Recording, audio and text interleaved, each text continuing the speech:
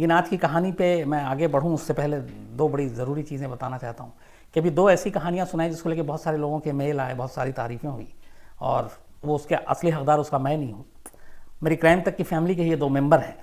एक आकाश काले हैं जिन्होंने जो मलेशिया के जुड़वा भाइयों की कहानी आपको सुनाई थी कि कैसे जज को पता था कि इसमें से एक गुनहगार है लेकिन एक बेकसूर है, और उस चक्कर में हम शक्ल होने की वजह से दोनों को अदालत ने बरी कर दिया। आकाश काले ने मुझे ये स्टोरी भेजी थी और सुझाव दिया था कि ये ज़रूर सुनाएं पूरी क्राइम तक फैमिली को। तो थैंक यू आकाश, आपकी स्टोरी थी इसलिए उसमें थोड़ा और रिसर्च किया और फिर मैं उसको सुना पाया। दूसरी कहानी जो जॉर्ज जूनियर अमेरिका की कहानी थी, एक 14 साल के बच्चे को कैसे सदाए मौत दी गई, इलेक्ट्रिक चेयर पर बिठाया गया और करीब 70 साल के बाद पता चला कि वो बेकसूर है और उसके साथ गलत पूरा जो कोर्ट का की प्रक्रिया थी वो गलत अपनाई गई थी। ये कहानी विमाला प्राण ने सजेस्ट की थी, उन्होंने भेजा था और उन्होंने कहा था कि ये सुनाएं और लोग सुनेंगे। तो थैंक यू विमाला जी आपका और आकाश काले आप दोनों का।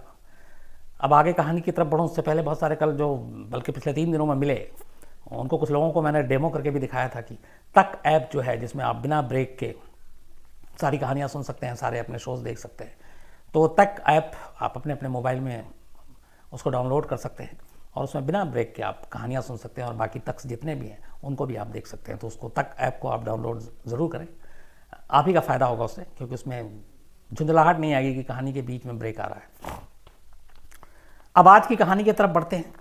आज की कहानी कई मामलों में थोड़ी सी मतलब अलग भी है, कई मामलों में थोड़ा सा चौंकाती भी है और क्यूरियोसिटी भी पैदा करती है। बल्कि मैं ये कहूँ कि जेल ब्रेक की बहुत सारी ऐसी कहानियाँ हैं पूरी दुनिया में, मुझे लगता है कि ये सबसे अलग है, डिफरेंट है। किसी एक शख्स के अंदर एक साथ कई खूबियाँ कैसे हो सकती हैं।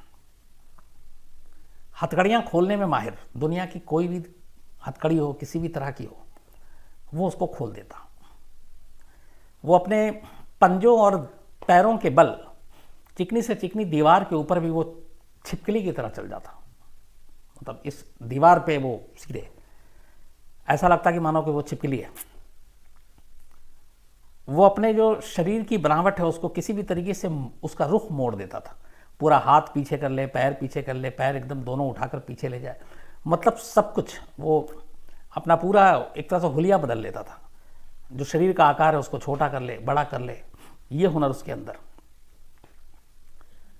तो ये सारी चीज़ें एक शख्स के अंदर और उस शख्स के साथ जुड़ा हुआ है एक रिकॉर्ड, और वो रिकॉर्ड ये है, कहानी जापान की है कि एक शख्स कैसे जापान की 4 अलग अलग जेलों को ब्रेक करता है। और हर जेल में जब वो जाता है, पहली बार जब उसको सज़ा हुई उसको छोड़कर, तो हर जेल में ये पता है कि ये जेल तोड़कर भागा था, इसलिए उसके लिए ज़्यादा सुरक्षा, ज़्यादा उसकी निगरानी की गई। लेकिन उसने हर जगह पे चैलेंज किया कि मैं भागूंगा। एक उसके अंदर काबिलियत ये भी थी कि वो हथकड़ी सिर्फ खोलना नहीं जानता था, बल्कि उसके अंदर ताकत इतनी थी कि एक बार तो उसने हथकड़ी तोड़ डाला और गार्ड के सामने, और उसने कहा कि ये लो मैंने हथकड़ी तोड़ दी और मैं एक दिन जेल से भी भाग जाऊंगा। तो इतनी सारी उसके अंदर क्वालिटी। कहानी है जापान की, कहानी शुरू हुई 1936 में।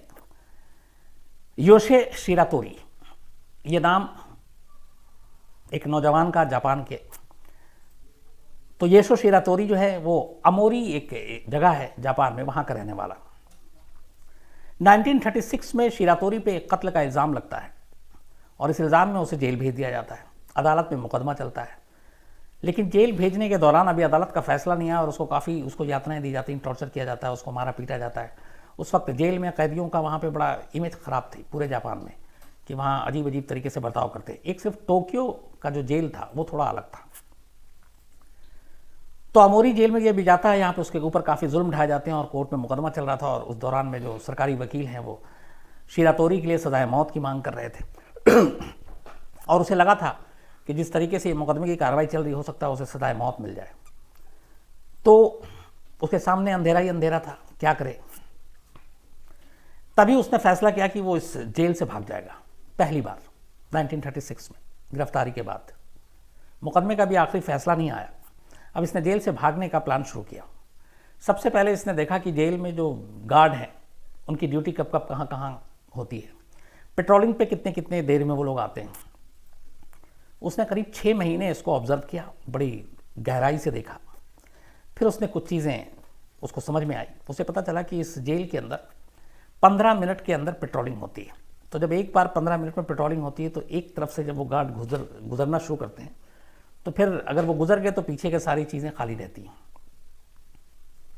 तो ये चीज़ उसे पता चल गई थी कि इस जेल से भागने के लिए उसके पास सिर्फ 15 मिनट है।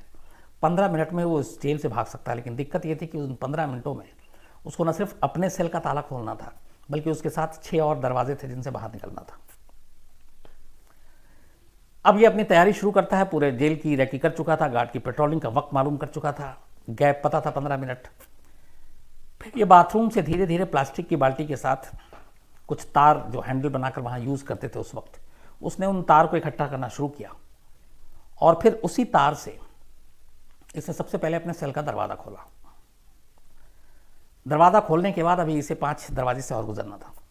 फिर इसने दूसरा दरवाज़ा खोला, फिर तीसरा, फिर चौथा, फिर 5वां, फिर 6ठा, और इस तरीके से ये सारे ताले खोलता हुआ इस अमोरी जेल से बाहर निकल गया। ये उसका पहला जेल ब्रेक था। उस वक्त जो सुरक्षा थी, आमतौर पे जेलों में जो ताला और हर सेल में चूंकि कैदी अंदर बंद होते थे तो ऐसा नहीं था कि हर तरफ गार्ड घूमते रहते थे। 15-15 मिनट में पेट्रोलिंग करते थे और सारे कैदियों का मुआयना करते थे। तो उसके पास ये 15 मिनट था, सारे ताले तोड़े और वहाँ से निकल गया। और ये काम उसने किया था देर रात, बल्कि सुबह 5:30 बजे, और 5:45 बजे तक वो जेल से बाहर था। इसके बाद जब राउंड पे दोबारा गार्ड आते हैं तो वहाँ पे वो देखते हैं कि इसके बेड पे सारा चादर वादर तो ढका हुआ है, लेकिन साथ में कुछ तार वार दिखता है। तो उन्हें शक होता है। उसके बाद अंदर जाते हैं, वो गायब था। हैरान। इसके बाद खैर अलार्म बजता है, ढूंढा जाता है, लेकिन वो मिलता नहीं है, जेल से निकल चुका था। लेकिन ये रिहाई, आज़ादी उसकी सिर्फ 3 दिन की थी। इतनी मेहनत, 6 महीने की कोशिश के बाद उसने जेल ब्रेक किया, लेकिन सिर्फ 72 घंटे वो आज़ाद रहा, बाहर रहा। 72 घंटे के बाद इसी अमोरी इलाके में एक हॉस्पिटल में वो पहुंचता है। पैसे वैसे थे नहीं, और हॉस्पिटल से कुछ सामान चुराने की कोशिश करता है, लेकिन वहाँ के स्टाफ उसको पकड़ लेते हैं। पकड़ने के बाद पुलिस को बुलाते हैं। जब पुलिस आती है तो तब तक इसके बारे में जानकारी दे दी गई थी कि कैदी जेल से भागा है। तो पता चला कि ये येशो शिरातोरी है। अब इसको वापस फिर पुलिस पकड़कर जेल भेज देती है, उसी अमोरी जेल में। अब वहाँ पे जब जेल में भेजती है, इसके बाद फिर मुकदमा चलता है। तो पहले मुकदमे का जो इसके ऊपर चल रहा था, तब तक उसका फैसला नहीं आया था, लेकिन अब ये चूंकि जेल भी ब्रेक कर गया और उसके बाद पकड़ा गया, तो उस कत्ल के लिए और इस फरारी के लिए, जेल से भागने के लिए, शिरातोरी को उम्र कैद की सज़ा सुना दी जाती है। उम्र कैद की सज़ा सुनाने के बाद अब उसको अमोरी जेल से निकालकर अकीता शहर में, एक सिटी है जापान में अकीता, तो अकीता सेंट्रल जेल भेज दिया जाता है।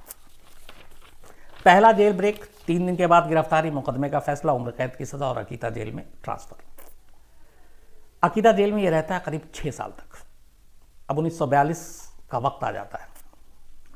अकीता जेल में जब ये पहुंचा तो अकीता जेल में जब पहुंच के सारे स्टाफ को ये पता था कि जो शिरातोरी है ये जेल तोड़कर भागा था और 3 दिन तक बाहर रहा था।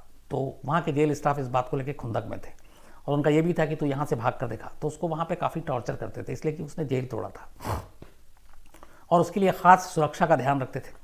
उसे मारते पीटते थे, एक्स्ट्रा काम कराते थे जो आम कैदियों से कराया था उससे ज़्यादा। और इस जगह पे जहाँ इसको रखा गया था, यहाँ पे ठंड काफ़ी थी। ये पूरा नॉर्थ जापान का पार्ट था, तो वहाँ पे इसको टॉर्चर किया जाता। ठंड में इसको फर्श पे यूं ही सुलाया जाता, गर्मी के कपड़े दिए जाते, ठंड के कपड़े भी नहीं दिए जाते, और जब तब इसके साथ बुरा सलूक करते। और ये भागे नहीं इस बार, इसलिए इसको एक ऐसे सेल में रखा गया जो ख़ास डिज़ाइन किया गया था, जो बहुत ही छोटा, जिसमें सिर्फ इसी के लंबाई चौड़ाई का एक शख्स रह सकता था, इसके अलावा कोई नहीं। और उसकी दीवार बेहद ऊंची थी, और उस दीवार के 2 चारों तरफ कुछ नहीं था, सिर्फ दीवार से ऊपर में एक जाली थी।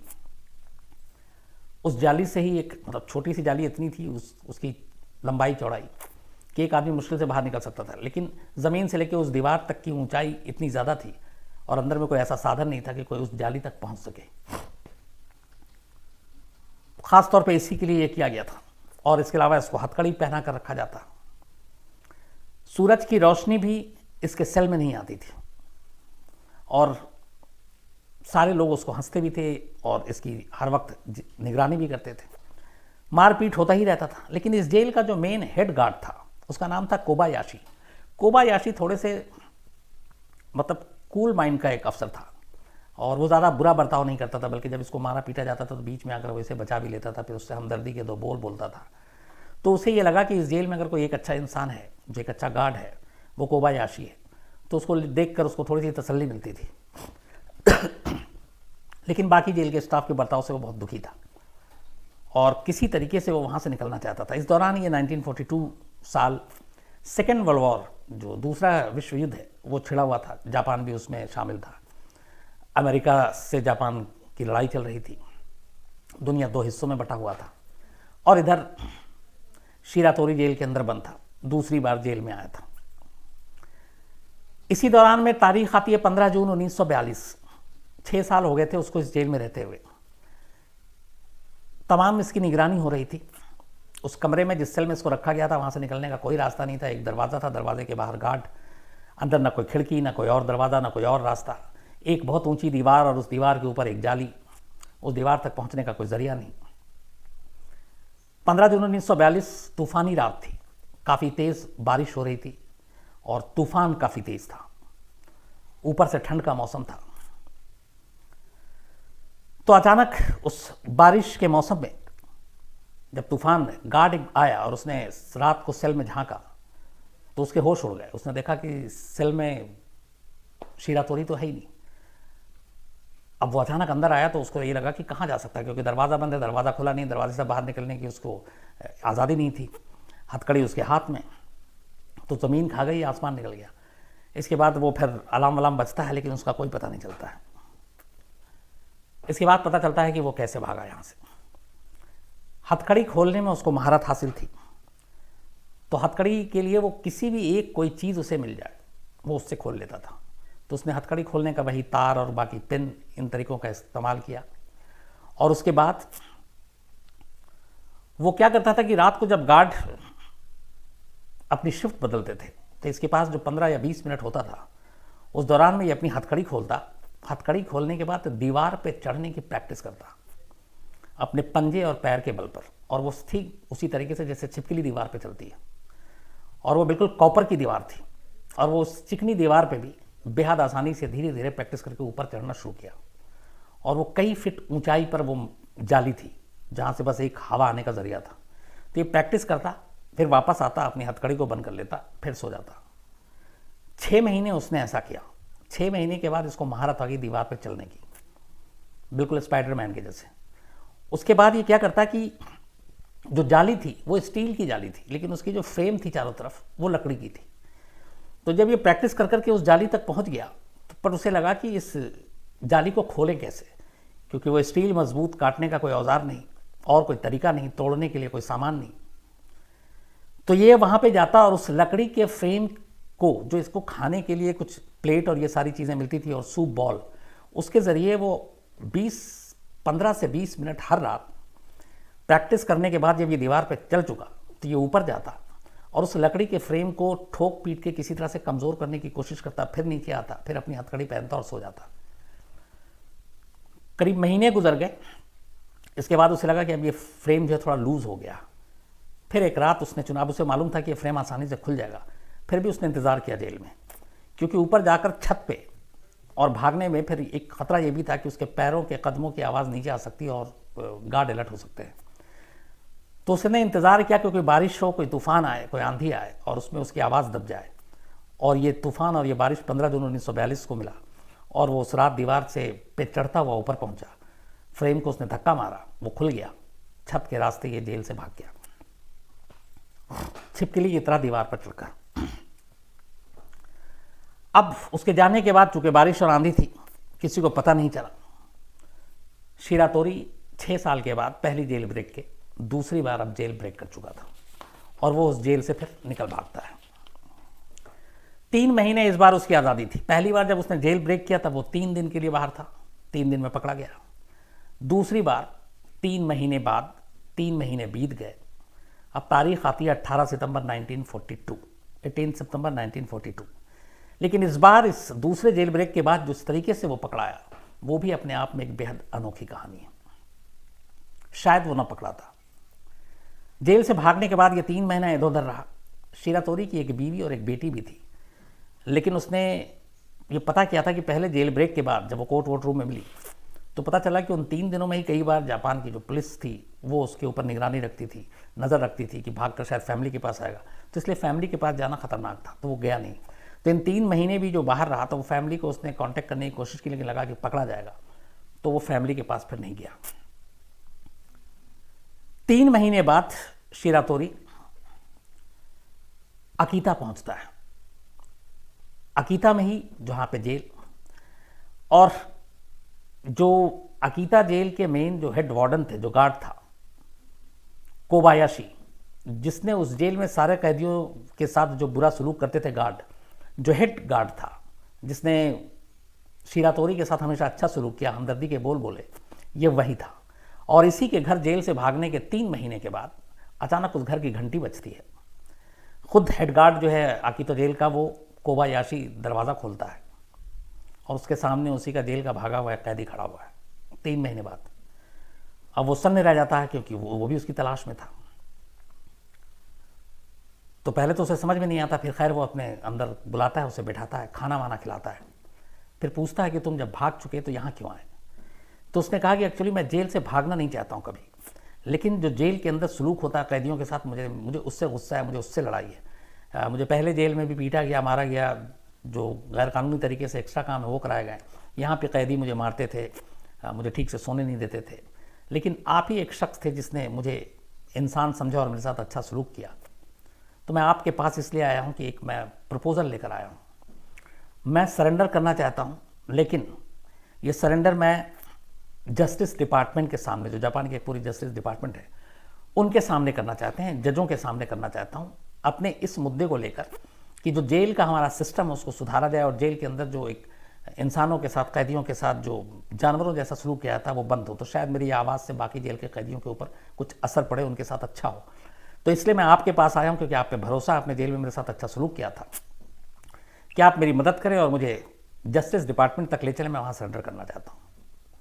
कोबायाशी के ऊपर भरोसा था शिरातोरी को, इसलिए वो वहाँ पहुँचा था। कोबायाशी उससे भरोसा दिलाता है, ठीक है चलो मैं तुम्हारी मदद करूँगा। इसके बाद इसी बीच में शिरातोरी अंदर बाथरूम चला जाता है, पर कोबायाशी अपना वादा पूरा नहीं करता। वो इस दौरान में पुलिस को कॉल कर देता है। थोड़ी देर के बाद पुलिस वहाँ पहुँच जाती है और शिरातोरी दूसरे जेल ब्रेक के ठीक 3 महीने बाद जो हेड गार्ड था उसी के घर से अरेस्ट हो जाता है। लेकिन ये गिरफ्तारी एक धोखा थी, क्योंकि वो गया था दूसरी उम्मीद में, लेकिन जिससे उम्मीद और जिससे मदद के लिए गया था उसी ने उसको गिरफ्तार करवा दिया। अब पहली बार फैसला आया नहीं था, दूसरी बार उम्र कैद की सज़ा हुई पकड़े जाने के बाद। तो अब ये दूसरे जेल ब्रेक के बाद ये जब पकड़ा गया तो फिर इसको उम्र कैद के साथ 3 साल की सज़ा और जोड़ दी गई जेल ब्रेक के लिए। तो अब उम्र कैद तो थी ही, साथ में 3 साल की सज़ा और हो गई। इसने कोर्ट से कहा कि ठीक है आप मुझे सज़ा दे दीजिए, लेकिन आप मुझे टोक्यो के जेल में रखें। टोक्यो का मौसम थोड़ा सा ठीक होता है, वार्म होता है, और ये टोक्यो के जेल के बारे में ये भी थी कि वहाँ कैदियों के साथ थोड़ा सा ठीक ठाक सलूक किया जाता है। तो इसने गुजारिश की इस अदालत में कि मुझे टोक्यो जेल भेजा जाए, लेकिन अदालत ने इसकी बात नहीं मानी और अब तीसरी बार इसको सीधे नॉर्थ जो जापान है उसमें एक जगह है होकाइडो। होकाइडो एकदम बिल्कुल ठंड इलाका है, यहाँ पे बर्फ़ की पहाड़ियाँ हैं। तो होकाइडो में जो सबसे बड़ा जेल है और बड़ा एकांत में है उसका नाम है आबाशिरी जेल। तो जापान के अब एक और शहर होकाइडो में, जिसके आबाशिरी जेल में अब शिरातोरी को भेज दिया जाता है उम्र कैद और 3 साल और सज़ा काटने के लिए। आबाशिरी जेल की खास बात यह थी कि इसका इतिहास रहा है कि कभी भी इस जेल से कोई कैदी बाहर नहीं भागा। ये इनका बड़ा सुनहरा इतिहास रहा कि आज तक कोई कैदी, बहुत सारे ने कोशिश की, लेकिन इनकी पूरी सुरक्षा व्यवस्था इतनी कड़ी है और इसीलिए भेजा गया था शिरातोरी को, क्योंकि 2 जेल ब्रेक कर चुका था तो आप कोई रिस्क नहीं लेना चाहते थे। तो अब ऐसी जेल में भेजा गया जहाँ का इतिहास है कि वहाँ से कोई भी कैदी कभी जेल तोड़कर नहीं भाग पाया। कुछ ने कोशिश की, वो मारा गया। इस जेल की खासियत ये भी थी कि एक तो ठंड इलाका, और जब इसको भेजा गया वहाँ पे 1943 की अब बात आ गई, वहाँ पे जो टेम्परेचर था उस वक्त वो बिलो फ्रीजिंग पॉइंट था, मतलब जमा देने वाली सर्दी से भी कम। वहाँ ले जाने के बाद आबाशिरी जेल के स्टाफ को भी पता था कि ये 2 बार जेल ब्रेक कर चुका है, तो उन्हें भी अलग खुन्नस थी। वहाँ पे भी इसके साथ बुरा सलूक किया गया, ऐसे मारा पीटा गया। एक दिन कहते हैं कि उसको इतना मारा पीटा गया कि इसने फिर हथकड़ी पहने हुआ था और इसे गुस्सा आया और उसने गार्ड के सामने अपनी ताकत के बल पे उस लोहे की हथकड़ी को तोड़ डाला, दोनों हाथों में जो था। और तोड़ने के बाद उसने चैलेंज किया कि तुमने जो मेरे साथ सलूक किया तुम देखना मैं इस जेल से भी भाग के दिखाऊंगा। तब गार्ड वार्ड हंसे, लेकिन वो डर गए थे कि उसने उनके सामने बिना ताला खोले हुए उस हथकड़ी को तोड़ डाला। तो जब उसने हथकड़ी तोड़ा तब उस जेल प्रशासन को एक ख्याल आया कि ये तो हथकड़ी कभी भी खोल सकता है, तोड़ सकता है। इसके बाद बाकायदा उसके लिए एक ख़ास हथकड़ी का ऑर्डर दिया गया और वो हथकड़ी जो थी वो 20 किलो उसका वज़न था। उस हथकड़ी की ख़ास बात ये थी कि उसमें कोई की होल नहीं था कि जिससे खोला जा सके, और उस हथकड़ी को उसको दोनों हाथ पीछे की तरफ करके पहनाया जाता, 20 किलो वजनी। साथ में 2 बेड़ियाँ खरीदी गई, पहली बार अब तक, अब तीसरी बार में ऐसा हुआ, और उसके दोनों पैरों में बांधी गई। हाथ दोनों पीछे की तरफ बंधे हुए हथकड़ी से और दोनों पैरों में बेड़ियाँ, 20 किलो वज़न। और इसके बाद इसको वैसे ही रखा गया। इस हथकड़ी को खोलने में सिर्फ 2 घंटे लगते थे जो इसे पहनाया गया था, क्योंकि उसमें कोई की होल नहीं, कुछ नहीं। और उसको खोलने के लिए बाकायदा मेटल वर्क स्पेशलिस्ट के 2 लोग आते थे और वो 2 हफ्ते में एक बार आते थे और तब वो खोलते थे। और उसको खोलने की जो पूरी जो प्रक्रिया थी वो 2 घंटे की थी, 2 घंटे बाद जाकर वो खुलता था। इसके लिए एक स्पेशल सेल बनाया गया था जिसके अंदर इसको रखा गया और वहाँ पे पूरी ज़बरदस्त इसकी निगरानी की जाती। इसको जो खाना दिया जाता था वो भी ऐसे कि मतलब जैसे डॉग खाना खाते हैं, दोनों पीछ हथकड़ियाँ बंधी हुई हैं, प्लेट इसके आगे डाल दिया गया, रेंगते हुए प्लेट तक पहुँच रहा और मुंह से खाना खा रहा है। कभी कभी रहम आता तो वो हाथ खोल देते, जो 15 दिन में जब वो आता, और वरना रूटीन यही था कि वो उसी तरीके से खाना खाता। सोना भी मुश्किल था क्योंकि दोनों हाथ पीछे की तरफ बंधे हुए थे और साथ में बेड़ियाँ थी। अब वो इस तरीके से उस जेल के अंदर रह रहा है।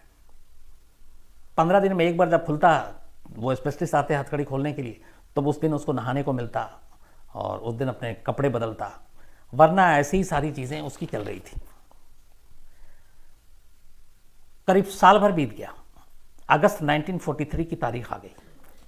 एक दिन अचानक एक गार्ड को आवाज़ आई छत पर, और वो ठीक उस सेल के ऊपर छत थी जिसमें शिरातोरी जो है वो बंद था। वो भाग कर नीचे आता है, सेल में जाता है, देखता है शिरातोरी के सेल में वो 20 किलो की हथकड़ी और जो पैरों में जंजीरें बंधी हुई थी वो एक कोने में पड़ी हुई हैं और शिरातोरी अपने सेल से गायब है। अब सवाल ये है कि कैसे गायब हो गया। तो बाद में पता चला फिर इस तीसरे जेल ब्रेक की कहानी उसने कैसे तोड़ी। इसको हर दिन खाना जो दिया जाता था उसमें इसको सूप भी दिया जाता था और सूप बॉल होता था। तो ये क्या करता था कि उस सेल के अंदर एक विंडो थी, लेकिन उस विंडो का साइज, उस कमरे में सब कुछ इस साइज का बनाया गया था जो इसके शरीर के साइज से छोटा हो, जैसे चाहे वो चौड़ाई में या लंबाई में। तो इसके जेल के तोड़ने के इतिहास को देखते हुए, क्योंकि पिछले जेल में ये ऊपर दीवार पे चढ़ के रेंगते हुए एक वो जाली से भागा था, तो बाकायदा इन्होंने उस जाली की साइज मंगवाई, फिर शिरातोरी की साइज देखा। तो इस बार जिस सेल में इसको रखा गया, चाहे वो दरवाजे के अंदर का कोई एक होल हो, सुराख हो, वो बेहद छोटा, चाहे खिड़कियां हो वो बेहद छोटी, चाहे जाली हो वो बेहद छोटी, मतलब इतनी छोटी कि अगर वो सब खोल भी दे, तोड़ भी दे, तो उसके अंदर से घुसकर निकल नहीं सकता है। साइज में इतना छोटा रखा गया था। तो इसने क्या किया कि जो इसको सूप मिलता था, ये करीब 6 महीने से तैयारी कर रहा था। जब इसको सारी हथकड़ियां ये पहना दी गई तो 6 महीने तक ये सोचता रहा कि कैसे भागूं। फिर इसके बाद इसने क्या किया कि जब भी इसको खाना मिलता तो रात को ये खास काम करता, जिसको सूप मिलता उस सूप का थोड़ा सा हिस्सा ये कोने में गिरा देता, मुंह से कटोरी उठाकर एक जगह जमा कर देता, और फिर उस सूप को, उस कमरे में एक विंडो है और इसके जो हाथ में हथकड़ी है, पहले अपने हथकड़ी के ऊपर सूप का कुछ हिस्सा उस जगह पे डालता जहां जहां पे ज्वाइंट्स थे हथकड़ी में, और उस ज्वाइंट्स के ऊपर ये डेली डालता रहता। शुरुआत इसने यहां से की। अब क्या था कि जो सूप था उसके अंदर कुछ जो सॉल्ट कंटेंट होते हैं वो सारी चीज़ें थी, जिससे इसे ये भी पता था कि अगर एक ही जगह पे बार बार लगातार ये चीज़ें डाली जाएं, ये सॉल्ट कंटेंट, तो वहाँ पे वो जंग बनाएगा और फिर वो कमज़ोर कर देगा। तो इसने सबसे पहले उस हथकड़ी को, जिसके अंदर कोई की होल भी नहीं थे, सिर्फ जॉइंट्स थे और वो जॉइंट्स खोलने के लिए आते थे एक्सपर्ट, उसने उस जॉइंट्स पे डालना शुरू किया। जब भी इसको खाना मिलता वो सूप अपने जॉइंट्स पे डालना शुरू कर देता। धीरे धीरे ये कई महीने लगे और वो जॉइंट्स कमज़ोर हो गया। फिर उसने उस जॉइंट्स को तोड़ा। इसके अंदर एक और काबिल थी कि ये ताकत पता नहीं कहाँ से लाता था। तो उसने इस तरीके से जॉइंट्स को तोड़ा कि पता ना चले। लेकिन जैसे ही इसने जॉइंट्स को तोड़ा तो इसे मालूम था कि अब उसके पास ज़्यादा वक्त नहीं है, क्योंकि एक्सपर्ट भी कभी आ सकते हैं। और साथ में वो सूप का हिस्सा कुछ जो है वो फेंकता था। एक विंडो था, तो उस विंडो के ऊपर साइड में जहाँ पे भी जंग लगे। करीब 6 से 7 महीना बीता इस रूटीन काम में। उसके बाद उसका मकसद कामयाब हो गया। वो हथकड़ी जो है उसकी टूट गई। वो जो विंडो थी वो कमज़ोर हो गई। हथकड़ी टूटने के बाद उसने विंडो तोड़ा और फिर उस जगह से, उस विंडो के ज़रिए उस जेल से भाग गया। ये उसका तीसरा जेल ब्रेक था। लेकिन यहाँ से जब वो भागा तो जेल के जो जेलर और बाकी लोग थे वो बहुत ज़्यादा, मतलब उनको गुस्सा नहीं आया, वो खुश हुए। इसलिए कि जेल ऐसी जगह थी जहाँ पे एक चारों तरफ बर्फ़ की पहाड़ी थी, एकांत में थी, और फ्रीज कर देने वाला टेम्परेचर था। कपड़े इसको ऐसे दिए नहीं जाते थे, ठंड में रखा जाता था। और सबसे कमाल यह था कि जो जिस जगह से ये निकल के भागा था, वो मैंने आपको जैसे शुरू में कहा कि वो सारे होल और सारी चीज़ें इतनी छोटी रखी गई थी जो इसके साइज से ये बड़ा था और साइज़ उसकी छोटी, उसमें घुस के वो निकल ही नहीं सकता था। लेकिन इसकी तीसरी काबिलियत पता चली, वो ये कि अपने जॉइंट्स को, अपने शरीर के हिस्से को डिसलोकेट कर देता था। मतलब हाथ कभी भी पूरा घुमा कर पीछे, पैर घुमा कर पीछे, तो इस तरीके से डिसलोकेट करता था कि ये जितना बड़ा है उससे अपने आप को छोटा बना लेता था, शरीर के अंगों को एक दूसरे में घुसाकर मिलाकर। और उसी का तरीका इसने उस विंडो से निकलने में किया, वरना जो इसके आकार कदकाठी का था उसमें से निकलना मुश्किल था। लेकिन चूंकि इसे ये कला थी कि अपने जॉइंट्स को, शरीर के हिस्से को डिसलोकेट करने का, उसका इसने वहाँ इस्तेमाल किया और वहाँ से भाग गया। लेकिन अब इस जेल को लगा कि अगर भाग गया तो ये मौत के मुंह में गया, बचेगा नहीं। इसलिए कि एक तो बाहर तूफान, पूरा बर्फ़ की पहाड़ियाँ चारों तरफ, और वहाँ पे जानवर, ख़ास तौर पर भालू और भेड़िए। तो ये सब खुश हुए थे कि ये बचेगा नहीं। खाना पूर्ति के लिए कुछ दिन तलाश किया लेकिन मिला नहीं। और इसके बाद शीरा तोरी गायब। इसी दौरान में होता यह है कि अगस्त 1945 में अमेरिका के आगे जापान सरेंडर कर देता है। अब अमेरिका की वहाँ पे थोड़ी सी बादशाहत हो गई एक तरह से जापान में। सेकेंड वर्ल्ड वॉर का माहौल था, जापान सरेंडर कर चुका है। लोग, पुलिस प्रशासन शीरा तोरी को धीरे धीरे भूल गई और किसी को याद ही नहीं रहा कि भागा, क्योंकि हालात इतने देश के खराब थे। करीब ये अगस्त 1945 की बात है जब ये सब कुछ हुआ था, और जापान में अब धीरे धीरे चीज़ें बदल रही थी, पुलिस प्रशासन को भी लेके और जेल को भी लेकर। 2 साल बीत गए, शीरा तोरी गायब। 2 साल के बाद पता चला कि शीरा तोरी जिंदा है। कैसे? जेल से भागने के बाद वो बर्फ़ की पहाड़ियों की तरफ गया, शहर की तरफ नहीं गया, और वहाँ जाकर उसने एक सुरंग ढूंढा। उस सुरंग को उसने अपना आशियाना बनाया। पूरी दुनिया से वो कटा रहा और 2 साल उसने उस सुरंग में अकेले गुजारे। खाने के लिए वो स्क्रैब और बाकी जो जंगली जानवर थे उनको मारता और उनके सहारे ही जिंदा रहा। जब 2 साल हो गए तब उसे लगा कि अब बहुत हो गया, अब चलते हैं। लोग भूल गए होंगे, पुलिस भी पीछे नहीं पड़ी होगी। तो जापान में एक शहर है साप्रो, तो इसने कहा कि अब साप्रो शहर जाना, वहाँ से इसको अपनी बीवी और बेटी का कुछ संपर्क का पता करना था, निकालना था उनका पता। तो इस पहाड़ी इलाके से करीब 50 दिन के बाद वो साप्रो शहर पहुँचता है। जब साप्रो शहर पहुँचता है तो वो चौंक जाता है। वो देखता है कि जगह जगह अमेरिकन सोल्जर्स घूम रहे हैं, जापानी की जगह इंग्लिश में न्यूज़पेपर आ रहे हैं और बहुत सारे दीवार पे और ये सारी चीज़ें लगी हुई हैं। और वहीं उसे न्यूज़पेपर के ज़रिए पता चलता है कि हिरोशिमा और नागासाकी पे एटम बॉम्ब गिरा और इतने लोग मारे गए। ये सारी चीज़ें उसे अब उस पहाड़ी इलाके से आने के बाद पता चली। ये सारा अखबार पढ़ने के बाद अब उसे जब सच्चाई पता चली तो अब उसे लगा कि इतने सारे हालात बदल गए हैं तो अब शायद उसके लिए ख़तरा कम है, पुलिस भी पीछे नहीं पड़ेगी। तो अब निकलता है, आगे की तरफ बढ़ता है। लेकिन उसे भूख लगी थी। रास्ते में एक टमाटर का खेत मिलता है। उस टमाटर के खेत से कुछ टमाटर लेकर तोड़कर खाने लगता है। किसान देख लेता है, उस खेत का मालिक। किसान के साथ इसका झगड़ा होता है। इस झगड़े के दौरान किसान उसके ऊपर हमला कर देता है, क्योंकि वहाँ पे ये था कि चोरी वोरी, काफ़ी चोर भी थे। तो किसान को लगा कि ये कोई चोर है। तो उस हमले में, आपसी गुत्थम गुत्थी में, जो किसान जिस चीज़ से अटैक कर रहा था उसी को लेकर शीरा तोरी जो है वो किसान पे हमला कर देता है और इत्तेफाक से इस आपसी लड़ाई में उस किसान की मौत हो जाती है। तो एक एक्सीडेंटल डेथ थी। आपसी झगड़ा में बचने बचाने के लिए वो हथियार उसी को लग जाता है और किसान मर जाता है। किसान मरता है, ये भागता है, लेकिन तब तक बाकी लोग आ जाते हैं और शीरा तोरी को पकड़ लेते हैं। तो इस तीसरी जेल ब्रेक के बाद शीरा तोरी करीब 2 साल तक आज़ाद रहा और उसके बाद पकड़ा गया। पहली बार 3 दिन, दूसरी बार 3 महीने, तीसरी बार 2 साल। 2 साल की आज़ादी के बाद अब वो फिर पकड़ा जाता है और इस बार चूंकि एक किसान के कत्ल का इल्ज़ाम था तो उसको पकड़ने के बाद फिर सापरो जेल भेज दिया जाता है और सापरो की डिस्ट्रिक्ट कोर्ट अपना फैसला सुनाती है 1947 में और शीरा तोरी को मौत की सज़ा देती है क्योंकि उसके ऊपर कत्ल का इल्ज़ाम था। मौत की सज़ा सुनाने के बाद अब इसको सापरो जेल भेज दिया गया। अब ये था कि इसको कभी भी मौत की सज़ा दी जा सकती है। इतिहास ये था कि ये 3 जेल ब्रेक कर चुका था, पूरे जेल प्रशासन को सब कुछ मालूम था, तो अब की कोई रिस्क नहीं लेना चाहते थे। तो इसलिए इस बार काम ये किया कि जिस सापरो जेल में शीरा तोरी को रखा गया वहाँ इसके ऊपर 24 घंटे की निगरानी लगाई गई। 6 आर्म्ड फोर्स जो हथियारबंद जवान, उनका काम ही सिर्फ स्पेशल ये था कि शीरा तोरी पे आपको नज़र रखनी है। खिड़की, दरवाजे, छत, कोई भी ऐसी जगह जहाँ से कमरे के अंदर से निकलने, तोड़ने, निकल भागने की ज़रा सी भी गुंजाइश होगी, उन सब क्यों अब इतना और छोटा किया गया क्योंकि पिछली जेल से पता चला था कि इसने अपने जो जॉइंट्स हैं उनको डिसलोकेट कर लेता है। तो उन्होंने कहा कि एक चीज़ पता की उन्होंने फिर कि ये जॉइंट्स तो डिसलोकेट कर सकता है लेकिन अपने सर को छोटा या बड़ा नहीं कर सकता है। तो उन्होंने हर चीज़ को जो बनाया वो ऐसा बनाया कि बाकी चीज़ें तो हाथ पैर ये बॉडी सब सिकोड़ कर निचोड़ कर अंदर जा सकता है, बट जो इसके सर का साइज़ है उस सर के साइज़ से छोटी हर खिड़की से लेके हर सुराख रखी ताकि अगर ये कुछ कर भी ले, दीवार में छेद भी कर ले, खिड़कियाँ तोड़ भी दे, तो वो इतनी छोटी होंगी कि इसका सर ही उसके अंदर नहीं घुस पाएगा और ये फंस जाएगा। तो इन्होंने इसके सर के हिसाब से और सर के साइज़ के हिसाब से ये सारी चीज़ें की।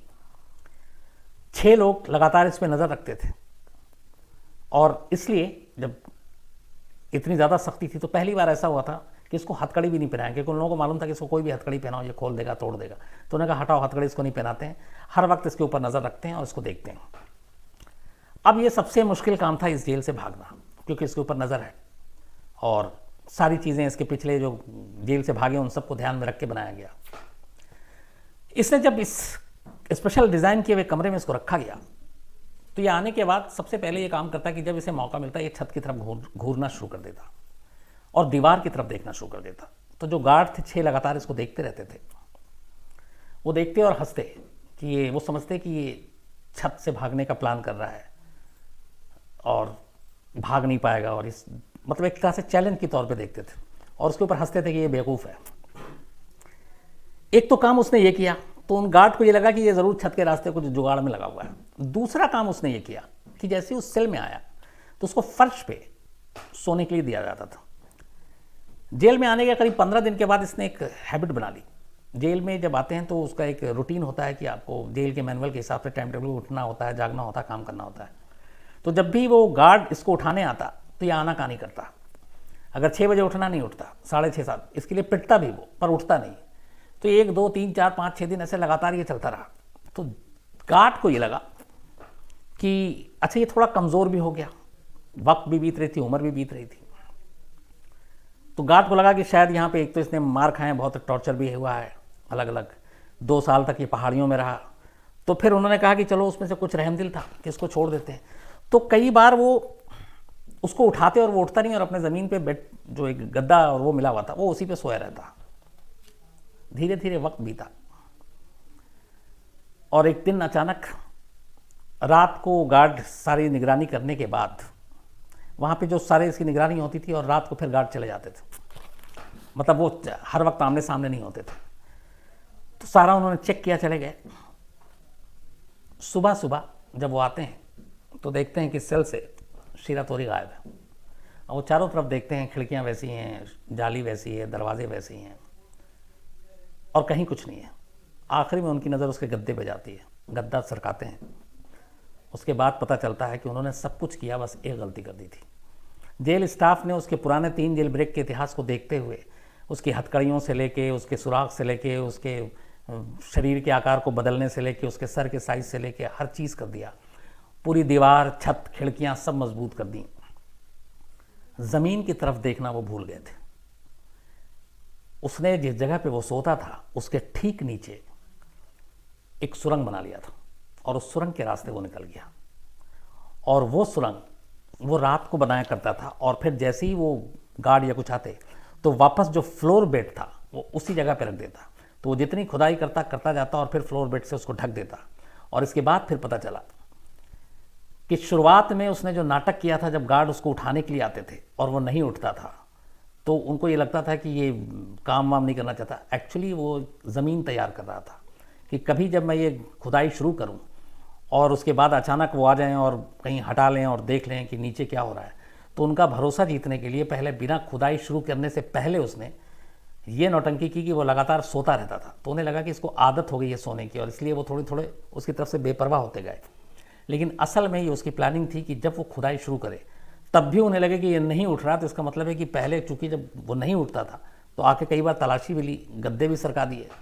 लेकिन अब जब उसकी हैबिट पता चल गई कि ये लेट तक सोता है, डंडा खा लेगा लेकिन वक्त पे नहीं जाएगा, तो उन्होंने उसकी तरफ से एक तरह से वो लापरवाह हो गए और उसी का उसने फ़ायदा उठाया। पूरी जेल की दीवार से लेकर छत मजबूत थी, जिस ज़मीन पे था वो ज़मीन कमज़ोर थी और वो उस सुरंग से निकलकर वहाँ से भाग गया। ये उसकी चौथी और आखिरी जेल ब्रेक थी। यहाँ से भागने के बाद सारी फोर्स उसको ढूंढ रही है, लेकिन ये निकल गया और अब इस तक कोई कुछ नहीं पहुँच सकता था। अब इसके बाद की जो कहानी है वो वैसी है जैसे दूसरी बार में एक पुलिस अफसर पे इसने भरोसा किया था। अब चौथे जेल ब्रेक के बाद एक दिन अचानक एक जगह पे ये बैठा हुआ था शहर में, साप्रो, एक सप्रो शहर है जापान में। 1948 की ये बात है। 47 में ये जेल तोड़ के भागा था। लगभग साल भर बीत गया। साल भर बीतने के बाद ये एक दिन एक सप्रो एक जगह पे पब्लिक प्लेस पे बैठा हुआ था। इतने में एक पुलिस अफसर आकर अचानक बाकायदा अपनी यूनिफॉर्म में इसके बराबर में बैठ गया। शिरातोरी घबरा गया क्योंकि इसके बराबर में एक पुलिस अफसर बैठा हुआ था। अब अभी तक कोई बातचीत नहीं हो रही। थोड़ी देर के बाद वो पुलिस अफसर एक सिगरेट जलाता है और सिगरेट पीना शुरू कर देता है। ये उसको देखता रहता है। अब ये भी सोच रहा था कि मैं उठ के अचानक चला जाऊं, उसे शक ना हो जाए, मैं पकड़ा ना जाऊं, क्योंकि दिल में चोर था। थोड़ी देर के बाद अचानक वो पुलिस अफसर सिगरेट पीते पीते सिगरेट का पैकेट निकालता है और उसमें से एक सिगरेट शिरातोरी को ऑफर कर देता है। वो पुलिस अफसर की तरफ देखता है, सिगरेट लेता है, सिगरेट जलाता है, सिगरेट पीता है। उसके बाद अचानक उसके दिमाग में आता है कि इतने सारे पुलिस अफसरों ने इतने सारे जेल में उसके साथ जुल्म किया, जुल्म ढाया। एक हेड गार्ड पे उसने भरोसा किया, उसने उसकी बात नहीं मानी। और एक ये जो अपनी यूनिफॉर्म से लग रहा है कि बहुत बड़ा अफसर है पुलिस का, ये मुझे सिगरेट दे रहा। और उस वक्त सिगरेट लग्जरी की गिनती में आती थी, मतलब अमीरों के शौक थे, महंगे थे। सेकेंड वर्ल्ड वॉर की बात है। तो उसे लगा कि इतनी कीमती चीज़ एक पुलिस अफसर मुझे दे रहा है, इतनी इज्जत दे रहा है, तो उससे बर्दाश्त नहीं हुआ, उसे गिल्टी फील हुई।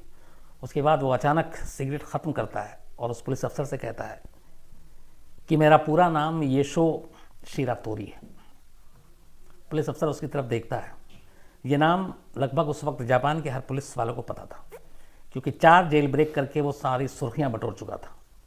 तो जब ये अपना पूरा नाम दोबारा बताता है तो कहता, तुमने अपना मुझे नाम क्यों बताया, तुम तो भागे हुए हो। तो वो कहता है कि आपने एक सिगरेट देकर मुझे ये बताया कि हर पुलिस वाले ऐसे नहीं होते, और दूसरा मैं अब थक गया हूँ भाग भाग कर। मेरी लड़ाई सिर्फ जेल के सिस्टम से है अपने मुल्क की, जहाँ पर कैदियों के साथ जानवरों की तरह सलूक किया जाता है, और उन्हीं चीज़ों ने मुझे बार बार जेल ब्रेक कर उनको ये एहसास दिलाने के लिए मजबूर किया कि तुम अगर ऐसे हो तो मैं तुमको नाकाम दिखाऊंगा और मैं जेल तोड़ूंगा। लेकिन बोला कि आज आपने जिस तरीके से मुझे सिगरेट देकर मेरी इज्जत बढ़ाई, उसके बाद मुझे गिल्टी फील हुई है। मैं चाहता हूँ कि मुझे वापस अब थक गया हूँ भागते भागते, लेकिन सिर्फ एक गुजारिश है कि जेल सिस्टम सुधार दें। वो पुलिस अफसर उसको अपने साथ ले जाता है। साथ ले जाने के बाद उसे कोर्ट में पेश किया जाता है। वो पुलिस अफसर धोखेबाज नहीं निकला। उसने बाकायदा जज के सामने उसकी सारी ख्वाहिशों को बताया। जज ने उसकी सारी चीज़ों को सुना। फिर से केस की सुनवाई शुरू हुई और उस किसान का जो मर्डर का चार्ज था, वो सारे गवाहों और उसको देख के अदालत ने अपना फैसला सुनाया कि वो सेल्फ डिफेंस में किया गया जुर्म था। लेकिन चूंकि 4 जेल ब्रेक किया था, इन सारी चीज़ों को मिलाकर जज ने 20 साल की सज़ा सुनाई शिरातोरी को। और शिरातोरी की इस बार उस ख्वाहिश को मान ली गई कि मुझे टोक्यो जेल भेजा जाए। 20 साल की सज़ा और अपना जुर्म भी कबूल कर लिया शिरातोरी ने। उसके वजह से टोक्यो जेल भेजा गया। टोक्यो जेल का माहौल भी अच्छा था, मौसम भी अच्छा था, वहाँ के गार्ड भी अच्छे थे और वो उसके साथ अच्छा सलूक करते थे। इसलिए वो पहली ऐसी जेल थी जहाँ से शिरातोरी ने भागने का सोचा भी नहीं। उसने कहा कि हाँ, सब कुछ अच्छा है, अब मैं नहीं भागूंगा, अब मैं आज़ाद ज़िंदगी जीऊँगा जब यहाँ से निकलूँगा। करीब 14 साल तक वो टोक्यो जेल में रहा। 14 साल बाद 1961 में उसको पेरोल मिला। पेरोल पर वो बाहर आया। पहली बार वो एक आज़ाद शहरी के तौर पर कानूनन अब बाहर आया था। अब तक जब भी बाहर आया था चार बार जेल ब्रेक करके आया था। बाहर आने के बाद वो अओमोरी गया। अओमोरी में ही उसकी फैमिली थी, बीवी और बेटी। लेकिन वहाँ जाकर पता चला कि उसकी बीवी की मौत हो चुकी है, उसकी बेटी अब बड़ी हो गई है, और जब बेटी बच्ची थी तब ये जेल में था। फिर वो अपनी बेटी को सारी कहानियाँ सुनाता है। उसके बाद वो अओमोरी में ही रहता है। पेरोल के बाद ये फिर जेल नहीं जाता क्योंकि इसके चाल चलन अच्छे थे।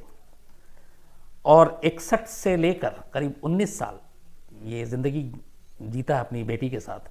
1979 में हार्ट अटैक से इसकी मौत हो जाती है।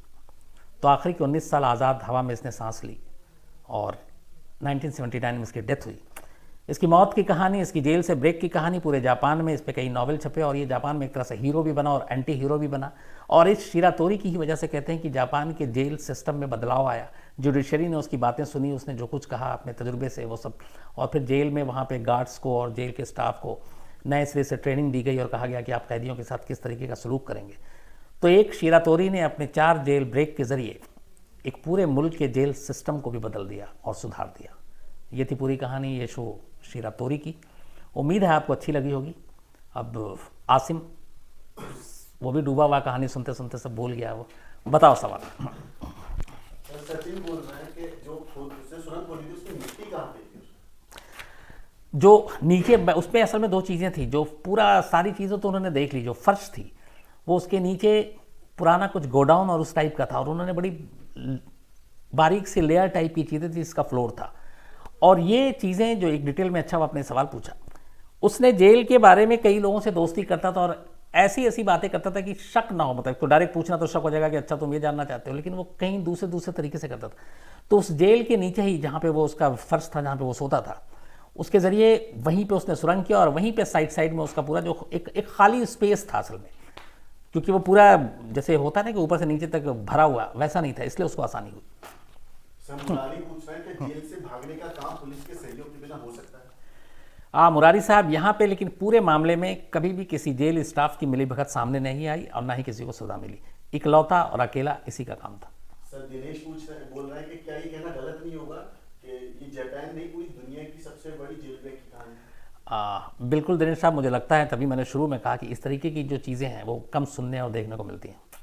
सर यश है बोल रहे हैं कि इसमें जापानी सरकार की तरफ से या वहाँ के कानून की तरफ से कोई बात लिखी थी या सरकारी तौर पर बोली गई थी उसको हीरो के तौर पर बोलने से? हीरो के तौर पे नहीं, लेकिन जब भी जापान में इस तरीके की खासतौर पे जेल के सिस्टम की बात आती है तो उसमें कहा जाता है कि शिरातोरी का बहुत बड़ा रोल है वहाँ के जेल सिस्टम को बदलवाने में।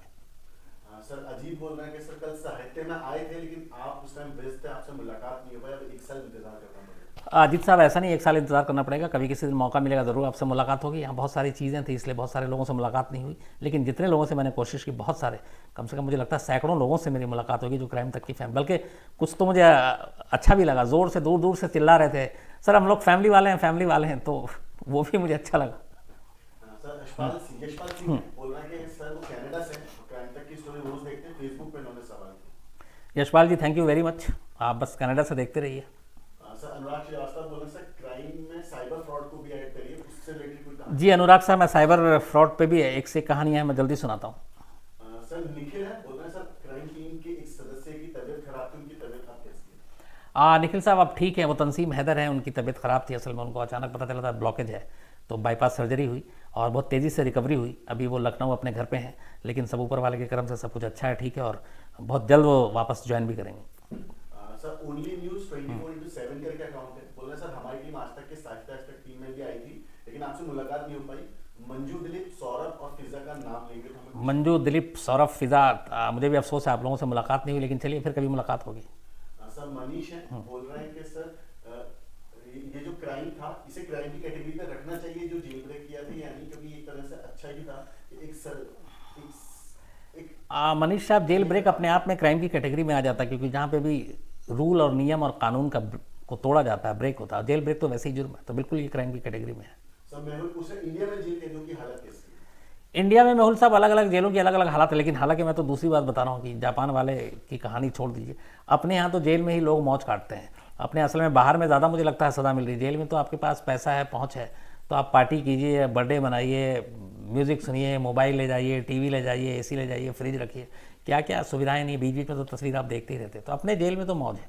सर अभय बोल रहा है कि जो बाहर के कैदी होते हैं, हिंदुस्तान के बाहर के लोग जो क्राइम करते हैं इंडिया में, उन्हें क्या इसी जेल में रखा जाता है या उनके लिए कुछ अलग व्यवस्था होती है? नहीं, बिल्कुल, हम जेल एक ही होती है, चाहे वो इंडियन हो या फॉरेन नेशनल के हों, जो भी आते हैं, अगर जो जुर्म करते हैं उनके लिए जुरिडिक्शन और जो सारी चीज़ें हैं वो एक ही होती हैं। सर युवराज हैं, बोल रहे हैं कि हाल फिलहाल में भी वीडियोस आई थी जेल की, सच में ऐसा होता है कि अंदर? युवराज साहब, मैंने अभी आपको बताया, अपने जेल में बहुत मौज है, ऐश है, पैसे दीजिए, आपको सारी सुविधाएं उपलब्ध हैं। सर प्रभात बोल रहे हैं, सर क्या कभी आपको जेल में जाने का मौका मिला? जी प्रभात साहब, मैं कम से कम दर्जन भर से ज़्यादा जेल में जा चुका हूँ, चाहे वो तिहाड़ का हो या यूपी का हो या बिहार का हो, इवन महाराष्ट्र के, राजस्थान के, एमपी के, बहुत सारे जेल में गया हूँ। बट ये कि जेल में थोड़ा जाते हुए पहली बार जब गया था तो इसलिए थोड़ा घबरा रहा था कि मुझे, एक दोस्त भी थे वो थोड़ा मजाक कर रहे थे, मेरी खिंचाई भी कर रहे थे, जेलर थे। तो अब जब जेल के अंदर आ जाते हैं तो आपके हाथ पे ठप्पा लगा देते हैं। तो जब ठप्पा लगा तो मुझे कहा गया कि यार इसको मिटने मत देना। मैंने कहा पूछा क्यों? उन्होंने कहा अगर ठप्पा मिट गया तो तुमको बाहर नहीं निकलने देंगे, फिर तो अंदर ही रह जाओगे। तो पूरे जेल के अंदर पहली बार का एक्सपीरियंस था कि मैं घूम रहा था, सब अच्छा, गर्मी का दिन भी था, तो मैं बार बार बस इसी को देख रहा था, यार ये कहीं ना मिट जाए, कहीं पसीने से ना मिट जाए और मालूम है मैं अंदर ही रह जाऊँ। तो वो हमेशा ये बात याद रहती है। सर प्रभात बोल रहे हैं, साहित्य के दूसरे दिन साहित्य में आपने एक शेर सुनाया था, वो शेर एक बार और सुना दीजिए। साहित्य में मैंने बहुत सारे शेर सुनाए थे, धीरे धीरे याद आएगा, लेकिन चलिए आज इस एक शेर के साथ ख़त्म करता हूँ क्योंकि वक्त भी बहुत ज़्यादा हो गया। और वो पूरी क्राइम तक फैमिली के लिए ये शेर है कि बहुत दिनों से तुम्हें देखा नहीं है, ये आँखों के लिए अच्छा नहीं है। तो थैंक यू वेरी मच, यही दुआ है पूरी क्राइम तक फैमिली हमेशा अच्छी रहे। कल मुलाकात होगी रात 9 बजे आपसे एक बार।